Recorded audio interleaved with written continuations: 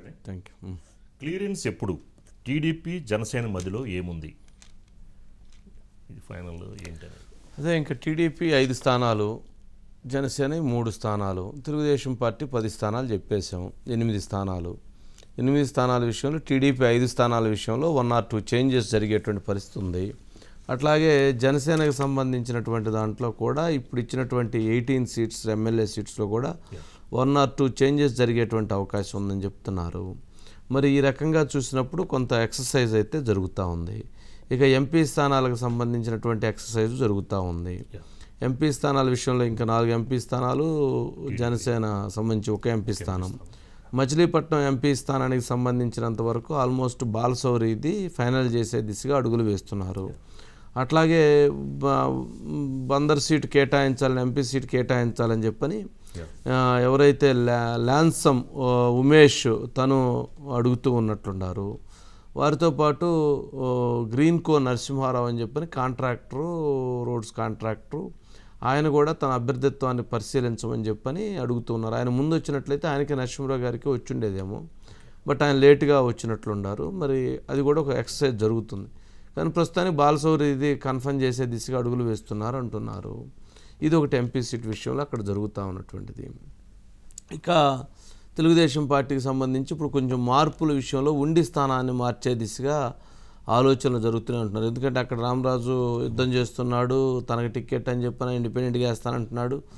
మరి అక్కడ కనుక రఘురామకృష్ణంరాజుని వేయించి స్టేట్ క్యాబినెట్లో మంత్రిగా తీసుకుంటే అది ఇంకా చాలా బలంగా ఉండిద్ది అనేది ఒక బాగుంటుంది.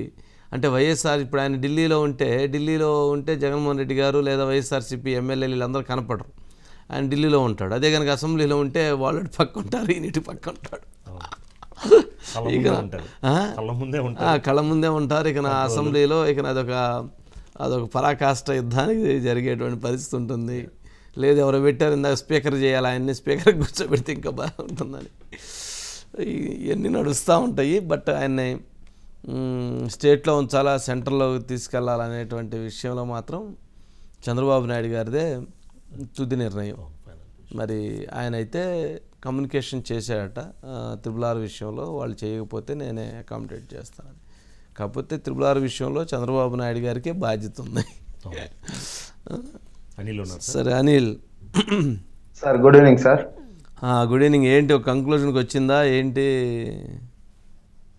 తెలుగుదేశం పార్టీ మొత్తం 144 అసెంబ్లీ స్థానాలకు పోటీ చేయాల్సి ఉంది సార్. కూటమిలో భాగంగా సీట్ల సర్దుబాటులో వాళ్ళు ఆ సీట్లకి ఫైనలైజ్ అయ్యారు 3 పార్టీల మధ్యలో. అయితే వీటిలో ఇంకా కొన్ని స్థానాలు మాత్రమే లెక్క ప్రకారం 5 ఉన్నాయి, కానీ 7 స్థానాలు అవి పెరిగే అవకాశం కనిపిస్తుంది. దానికి కారణం ఏంటంటే, ఒకటి పి గన్నవరం మొదటి తెలుగుదేశం పార్టీ అభ్యర్థిగా మహాసేన్ రాజేష్ అక్కడ ప్రకటిస్తే ఆ స్థానాన్ని పొత్తులో భాగంగా జనసేనకు వదిలేసిన పరిస్థితి కనిపిస్తుంది. అంటే అక్కడ ఒక సీటు జనసేనకు అనుకున్నది, ఒక స్థానం తెలుగుదేశం పార్టీ తీసుకోబోతోంది. అనపర్తి తెలుగుదేశం పార్టీ అభ్యర్థిని కూడా నల్లిమెల్లి రామకృష్ణారెడ్డి పేరు, మాజీ ఎమ్మెల్యే పేరు ఫస్ట్ లిస్ట్ లోనే ప్రకటించారు. కానీ ఆ స్థానం బీజేపీ కోరడంతో కూడా అది కూడా తిరిగి మళ్ళీ అక్కడ ఆ ప్లేస్ బదులు ఇంకొక స్థానం టీడీపీ పోటీ చేయాలి. అంటే 2 స్థానాలు పోయినందువల్ల మరొక 2 స్థానాలు అదనంగా, అంటే తెలుగుదేశం లేనివి తీసుకోవాల్సిన పరిస్థితి కనిపిస్తుంది. వీటిలో భీమిలి, చీపురుపల్లి, దర్శి, ఆలూరు, గుంతకల్లు, అనంతపురం, రాజంపేట ఈ స్థానాలు మాత్రమే ఇక తెలుగుదేశం పార్టీ పోటీ చేయాల్సి ఉంది. భీమిల నుంచి గంటా శ్రీనివాసరావు అభ్యర్థిత్వం దాదాపు కన్ఫర్మ్ అయ్యే పరిస్థితులు కనిపిస్తున్నాయి. ఎందుకంటే ఇతరుల అనేక పేర్లు అనుకున్నా అక్కడ అనుకున్న స్థాయిలో ఐవీఆర్ఎస్ సర్వేలో ఎక్కడ రావటం లేదు. 2 విశాఖపట్నం ఎంపీ పైన తీవ్ర ప్రభావం పడే అవకాశాలు ఉండటంతో కూడా బలహీనమైన నేత పోటీ చేస్తే ఖచ్చితంగా గెలవాల్సిన సీటు ఓడిపోవడం తద్వారా ప్రభావం విశాఖ ఎంపీ స్థానం పైన కూడా పడుతుందనే ఉద్దేశంతో విశాఖ ఎంపీ అభ్యర్థిగా ఉన్న భరత్ కూడా పార్టీ అధిష్టానాన్ని గట్టిగా చెప్తున్నారనేది ఒక చర్చ నడుస్తా ఉంది. దాదాపుగా గంటా శ్రీనివాసరావుకే అవుతుంది అనేది కనిపిస్తోంది. ఇక చీపురుపల్లి విషయంలో కిమిడి కళా వెంకటరావు పేరుని దాదాపు ఫైనల్ చేసే అవకాశం కనిపిస్తోంది. ఎచ్చర్ల బీజేపీకి కేటాయించారు. ఇక్కడికి ఉన్న కిమిడి నాగార్జున కళాకి సోదరుడు కుమారుడు కాబట్టి ఖచ్చితంగా వాళ్ళ కుటుంబంలోనే ఆ స్థానం ఇస్తున్నారు. అందులోనూ బీసీ తూర్పు కాపు వర్గానికి చెందిన వ్యక్తులే కాబట్టి పెద్ద అడ్జస్ట్మెంట్ ఇబ్బంది కాదనేది ఒక ఆలోచన. ఇక దర్శి నుంచి ఎవరైతే ఉన్నారో 4-5 పేర్లు ఆలోచించారు. వాస్తవానికి దర్శి జనసేన నుంచి గరికపాటి వెంకట్ పోటీ చేస్తారని చెప్పి అందరూ భావించారు. కానీ ఆ స్థానం తిరిగి టీడీపీకి రావడంతో కూడా అభ్యర్థిగా ఎవరిని బరిలో నిలపాలని ఒక మాజీ మంత్రి కుటుంబ సభ్యులను కూడా అక్కడ పేరు పరిశీలించి అనేక రూపాయల IVRS కూడా చేసినట్లు తెలుస్తోంది. 1-2 రోజుల్లో కంక్లూజన్ వచ్చే అవకాశం కనిపిస్తా ఉంది. ఆలూరు నుంచి వైకుంఠం జ్యోతి, అదేవిధంగా వీరభద్ర గౌడ్ పేర్లు వినిపిస్తోంది. ఈ స్థానాన్ని బీజేపీని తీసుకోవాలని కోరుతున్నప్పటికీ బీజేపీ ఈ స్థానానికి పక్కన ఉన్న ఆదోనిని కోరి తీసుకుంటుంది. ఆదోని ఖచ్చితంగా బీజేపీ పోటీ చేయాలని నిర్ణయించుకుంది కాబట్టి ఆలూరులో ఎవరిని వైకుంఠం జ్యోతి, వీరభద్ర గౌడ్ ఈ ఇద్దరు పేర్లతో పాటు మరొక పేరు మల్లికార్జున అనే వ్యక్తి పేరు కూడా పరిశీలన చేస్తున్నట్లు తెలుస్తోంది.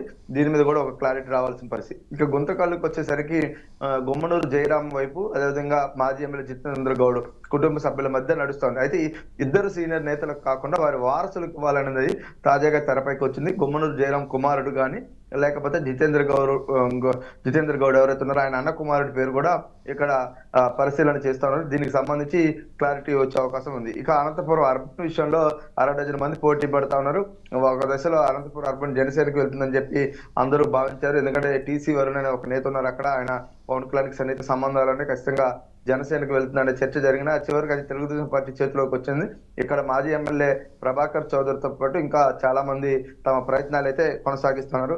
రాజంపేట విషయంలో ఇప్పుడు ఏం చేయాలనేది పార్టీకి కొంత ఇబ్బందికరమైన పరిస్థితి కనిపిస్తుంది. ఎందుకంటే ఆ పార్లమెంట్ కి తెలుగుదేశం పార్టీ అభ్యర్థి తరఫున బలిజ సామాజిక వర్గానికి చెందిన సుఖవాసి బాలసుబ్రహ్మణ్యం ఆయన్ని పోటీ చేయించాలని భావించారు. కానీ అక్కడ అనూహ్యంగా నల్లారి కిరణ్ కుమార్ రెడ్డి బీజేపీ తరఫున వస్తున్న నేపథ్యంలో బలిజ ఓట్లు అత్యంత కీలకంగా ఉన్నటువంటి ప్రాంతం అది. అక్కడ ఖచ్చితంగా బలిజ సామాజిక వర్గానికి ఇవ్వాలా, లేకపోతే ఆ పార్లమెంటు జిల్లా అధ్యక్షుడిగా ఉన్న జగన్మోహన్ రాజు పేరును కూడా దాదాపు పరిశీలన చేశారు. ఈ ఇద్దరు పేర్లలో ఒకరికి ఎవరైతే ఉన్నారో సుఖవాసి బాలసుబ్రహ్మణ్యం కానీ లేకపోతే జగన్మోహన్ రాజుకి కానీ ఈ ఇద్దరిలోనే ఒకరికి అయ్యే అవకాశాలు చాలా స్పష్టంగా కనిపిస్తున్నాయి సార్. ఇంతవరకు వచ్చి అసెంబ్లీ. ఇక పార్లమెంట్ విషయానికి వస్తే విజయనగరం, ఒంగోలు, అనంతపురం, కడప నుంచి రెడ్డప్ప శ్రీనివాస్ రెడ్డి మళ్ళీ పోటీ చేసే అవకాశాలు చాలా స్పష్టంగా ఉన్నాయి. ఆర్థికంగా స్థితిమంతుడు, పొలిట్ బ్యూరో సభ్యుడు, చంద్రబాబుకు విధేయుడు. వీటన్నిటికీ మించి ఆ పార్లమెంట్ పరిధిలో గతంలో పోటీ చేసి ఉండడం, కొంత ఎదుర్కోగల అంశాలు కావచ్చు, లేదంటే పోటీకి అవసరమైన వనరులు కావచ్చు, ఇతర అంశాల్లో కూడా ఆయన ముందుంటాడనే అభిప్రాయంతో దాదాపు ఆయన పేరు పరిశీలనలోకి తీసుకున్నట్లు కూడా మనకు తెలుస్తా ఉంది. విజయనగరం నుంచి తూర్పు కాపు సామాజిక వర్గానికి చెందిన వ్యక్తికి మాత్రమే నిర్ణయం చేశారు. దీని మీద కూడా అనేక పేర్లు. ఇక ఒంగోలు నుంచి ఇందాక మీరు చెప్పారు మాగుంటి శ్రీనివాస్ రెడ్డి పోటీ చేసే అవకాశం కనిపిస్తా ఉంది. అనంతపురం నుంచి కూడా బీసీ అభ్యర్థినే బరిలో నిలపాలని అయితే నిర్ణయించుకున్నారు. జేసీ పవన్ రెడ్డి పేరు చాలా వరకు పరిశీలన చేసిన బీసీ అయితేనే ఆ ఉమ్మడి జిల్లా పైన ప్రభావం పడుతుంది, అది కూడా వాల్మీకి సామాజిక వర్గానికి చెందిన వ్యక్తికి ఇవ్వాలనేది ఒక నిర్ణయానికి వచ్చినట్లు కూడా తెలుస్తుంది. మాజీ జిల్లా పరిషత్ చైర్మన్ పోల నాగరాజ్ పేరుతో పాటు ఇంకా అనేక మంది పేర్లు పరిశీలన చేస్తున్న పరిస్థితి ఉంది సార్. తెలుగుదేశం పార్టీకి సంబంధించి ప్రస్తుతం ఒక 4 ఎంపీ స్థానాలు, 7 అసెంబ్లీ స్థానాలకు సంబంధించి కసరత్తు జరుగుతుంది. రేపు ఈవినింగ్ కానీ ఖచ్చితంగా క్లారిటీ ఇస్తారనేది చర్చ జరుగుతుంది పార్టీలు ఇన్సైడ్. రైట్. ఏంది తెలుగుదేశం పార్టీ నేతలు, జనసేన పార్టీ నేతలు చాలామంది వైఎస్ఆర్సీపీ పార్టీలోకి క్యూ కడుతూ ఉన్నారు. అనిల్ నరహర్ లాంటి వాళ్ళు వెళ్ళిపోయారు, ఇంకెవరో కృష్ణా జిల్లా మాజీ ఎమ్మెల్యే వెళ్ళిపోయారు, వైజాగ్ నాయకులు వెళ్ళిపోయారు, ఏదో పెద్ద క్యూ వచ్చేసింది. ఏంటి అంటే కూటమిలో భాగంగా సీట్ల సర్దుబాటు ప్రక్రియలో చాలా మందికి ఈసారి అవకాశాలు పోయినాయి. అటు జనసేనలోనూ చాలా మంది ఆశయాలు పెట్టుకొని ముందుకు వెళ్ళారు, ఆ పార్టీ కోసం పనిచేశారు. ఇక టీడీపీలో కూడా పెద్ద ఎత్తున అదే పరిస్థితి. ఈ బీజేపీ జనసేన కూటమి అయితే ఇంకొన్ని సీట్లు సర్దుబాటు చేయడానికి నేతలకు అవకాశం ఉండేది జనసేన టీడీపీ. కానీ బీజేపీ రావడంతో దాదాపు 6 ఎంపీలు, ఇప్పుడు తాజాగా 11వ సీటు అసెంబ్లీకి సంబంధించి 11 పేర్లు చెప్తా ఉన్నారు సార్. అంటే 11 అసెంబ్లీ కనుక అయితే 17 స్థానాలకు సంబంధించిన అభ్యర్థుల విషయంలో కొంత 2 పార్టీలకి నష్టం జరిగినట్లు. 17 మందిని అకామిడేట్ చేయడం అంటే రాజకీయాలు దాదాపు 100 మందిని సాటిస్ఫై చేయొచ్చు. కానీ ఇలాంటి పరిణామాల నేపథ్యంలోనే కొంత 2 పార్టీలు భాగంగా చేయలేకపోయి ఆ నేతలు సంతృప్తి పడకపోవడం, రాజకీయ సస్టైనబిలిటీ కోసం ఏదో ఒక రూపంలో తమ మనుగడ కోసం ఇతర పార్టీలకు వెళ్తున్న పరిస్థితి అయితే కనిపిస్తుంది. వీళ్ళందరిలో కూడా ద్వితీయ నాయకత్వం కనిపిస్తోంది. కొంతమంది మాజీ ఎమ్మెల్యేలు ఉన్నారు, కొన్ని చోట్ల పోటీకి ఇప్పటి వరకు ఖర్చు పెట్టుకొని ముందుకు వెళ్ళిన పరిస్థితి కనిపిస్తుంది. గంటా నరహర్ అయితే తెలుగుదేశంలో ఎంపీ అభ్యర్థి అనుకున్నారు, తర్వాత ఎమ్మెల్యే అభ్యర్థి అనుకున్నారు, అనూహ్యంగా జనసేనకు వెళ్ళారు. ఆ జనసేనలో కూడా తిరుపతి టికెట్ దాదాపు వస్తుంది అనుకున్న తరుణంలో కొన్ని కారణాలు అయితే మరి ఎందుకు రాలేదో కానీ ఆయన ఇంకా ఈ పరిణామాల నేపథ్యంలో మళ్ళీ తిరిగి వైసీపీకి చేరిన పరిస్థితి. ఆయన అయితే ఆర్థికంగా ఎంతో కొంత నియోజకవర్గాల్లో ఖర్చు పెట్టుకుని ముందుకు వెళ్ళిన పరిస్థితి ఉంది. ఇట్లా అనేక మంది తమ రాజకీయ సస్టైనబిలిటీ కోసమే ఈ రకమైన ప్రయత్నాలు అంటే పార్టీ ఫిరాయింపులకైతే పాల్పడుతున్నారు. వీటిని అధినాయకత్వం కొంతవరకు పరిశీలన చేసి ఏదైతుందో మీకు ఏదో ఒకటి సర్దుబాటు చేస్తాం, భవిష్యత్తులో ఒక అవకాశం ఇస్తామని చెప్పే ప్రయత్నం జరుగుతున్నా ఇది జరుగుతుందా జరగదోలే ఎందుకు అనే మనకనే భావంతో కూడా వెళ్తా ఉన్న పరిస్థితి అయితే వైసీపీకి కనిపిస్తా ఉంది. చూడాలి మరి ఈ పరిణామాలన్నీ కూడా ఎటు దారితీస్తాయి అనేది కూడా కొంత ఆలోచన చేయాల్సిన పరిస్థితి కనిపిస్తా ఉంది. అంటే అనిల్, అంటే తెలుగుదేశం పార్టీ మరి వీళ్ళని బుజ్జగించేటువంటి ప్రయత్నం కానీ, వీళ్ళని సంప్రదించేటువంటి ప్రయత్నం కానీ, వీళ్ళతో చర్చలు జరిపేటువంటి ప్రయత్నం కానీ, లేక సమన్వయం కోఆర్డినేషన్ చేసేటువంటి ప్రయత్నం కానీ ఇటు టీడీపీ అటు జనసేన చేయకపోవటం వల్లనే ఈ ఫిరాయింపులు జరుగుతున్నాయా, లేక మరి వాళ్ళ వ్యూహాన్ని వీళ్ళు ఆ వ్యూహాన్ని ఎత్తుగడ వేయలేకపోతున్నారా? ఒకటైతే వాస్తవం సార్, అంటే సీట్ ఇవ్వలేని వ్యక్తులతో చంద్రబాబు ఏదైతే ఆ తర్వాత స్థానం వేరే వాళ్ళకి ప్రకటించిన తర్వాత ఆ నేతలను పిలిపించి మాట్లాడుతూ ఉన్నారు. వారికి కొన్ని హామీలు కూడా ఇస్తాను. ఉదాహరణకి గండి బాబ్జీ విశాఖ సౌత్ నుంచి టికెట్ ఆశించారు, కానీ అది పొత్తులో భాగంగా జనసేనకి వెళ్ళింది. ఆయన పార్టీకి రాజీనామా చేసి వెళ్ళిన తర్వాత మొన్న జరిగిన వర్క్ షాప్ హాజరయ్యారు. ఆయన పేరుని చంద్రబాబు వేదిక పైన ప్రకటించారు. ఇలా కొంతమందికి ఇవ్వలేకపోయాం, పనిచేశారు, కానీ వేరే రూపంలో వారికి అవకాశాలు ఇస్తారు. అంటే సర్దుబాటు జరుగుతుంది. సంతృప్తి చెందిన వాళ్ళు ఉంటున్నారు, సంతృప్తి చెందని వాళ్ళు వెళ్తా ఉన్నారు. ఎందుకంటే రాజకీయం అంటేనే ఆశతో కూడుకున్న ప్రయాణం. ఎప్పుడు నాకు పదవి వస్తుందా, ఎప్పుడు నేను ఆ అధికారాన్ని చలాయిస్తా అనేదే ప్రతి ఒక్కరిలో కూడా రాజకీయాల్లో ఉన్న వారికి ఉంటుంది. కాబట్టి వాటి కోసం సహజ సిద్ధంగానే వెళ్తారు. సిద్ధాంతాలు అంశాలు ఎన్నున్నా అంతిమంగా ఆశ మనిషిని బతికిచ్చేది, ముందుకు తీసుకెళ్లేది ఆశే. కాబట్టి ఆ కారణాల్లో అధినేతలు ఇస్తున్నటువంటి సంతృప్తి కరమైన అంశాలలో ఉందా లేదా అని చూసిన తర్వాత వాళ్ళు బేరీజు వేసుకొని తమ సస్టైనబిలిటీ కోసం కేవలం మనుగడ అనేది చాలా ముఖ్యం సార్ ఏ వ్యక్తికైనా.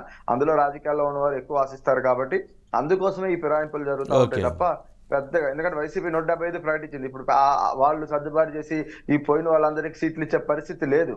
కానీ తెలుగుదేశంలో కూడా కూటమి గెలిస్తే కొన్ని అవకాశాలు ఇస్తామని చెప్పే ప్రయత్నం సహజసిద్ధంగానే జరిగింది. కానీ వాటికి వీళ్ళు ఒప్పుకోలేని పరిస్థితితో, ఉండలేని పరిస్థితితో ఏ కారణాలు అనేక ఉంటాయి. కాబట్టి స్థానికంగా ఆరిస్తేనే ఈ జాయినింగ్స్ జరుగుతున్నాయి. Okay, right Anil, right, thank you. Next Pawan Kalyan విరాళం మీదకి వెళ్దాం.